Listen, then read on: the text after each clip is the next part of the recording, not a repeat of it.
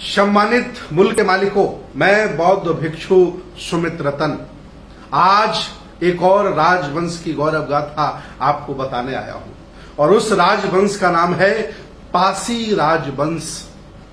भारतीय इतिहास उठा के देखिए, बौद्ध दर्शन का साहित्य उठा के देखिए, चाहे वो तिब्बती हो, चाहे वो हीनयानी हो, चाहे वो महायानी हो और चाहे वो बर्मा श्रीलंका का साहित्य हो, आपको पता चलेगा कि पासी राजवंश में कितने बड़े बड़े गौरवशाली राजाओं ने जन्म लिया है। लाखन पासी जिन्होंने लखनऊ बसाया, सातन पासी, बीरा पासी जिनकी तलवार से जम्बूद्वीप के क्षत्रिय अपने आप को कहने वाले डरा करते थे, ऊधा देवी, डालदेव पासी, स्वेलदेव पासी, ऐसे तमाम इस राजवंश में राजा हुए।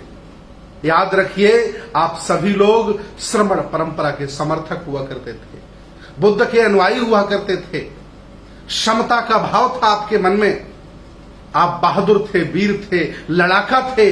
आपने अपने पौरुष से, आपने अपनी ताकत से भारत का शासक बनने तक का सफर तय किया।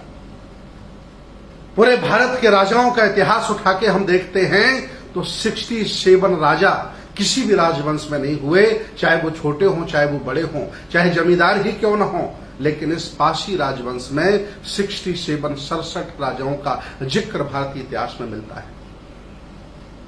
जब आप श्रमण परंपरा को मानने वाले थे, इकट्ठे थे, जागरूक थे, आपका अपना पौरुष आपको पता था, आपका अपना सामर्थ्य आपको पता था, तो ये भारत आपके अधीन था। और जो लोग आज आपको नीच कह रहे हैं, छोटा कह रहे हैं, अछूत कह रहे हैं, आपके मुंह पर थूकने का काम कर रहे हैं, कभी आपके घरों में पानी भरा करते थे। मैं कहना चाहता हूं आज पूरे देश के पासी खानदान के लोगों से, शातन पासी के परिवार के लोगों से, लखनऊ शहर बसाने वाले बिजली पासी के परिवार के लोगों से, इस राजवंश के लोगों से, कि आप अपनी पुरानी शक्ति को पहचानो, आप अपने इतिहास को जानो, आप अपनी संस्कृति को जानो।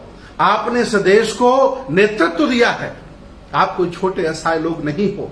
इन मनुवादी लोगों ने, ब्राह्मणवादी लोगों ने, आप शासक थे इसलिए इतना बद से बदतर कर दिया, आपसे शिक्षा लेकर, आपसे धन लेकर, आपको वंचित करके, आपको अछूत करके, और देखिए बद से बदतर कर दिया। मैं चाहता हूं आज अपने फिर गौरव को पहचानो और जितने भी अपने और अन्य भाई हैं उनका साथ दिया।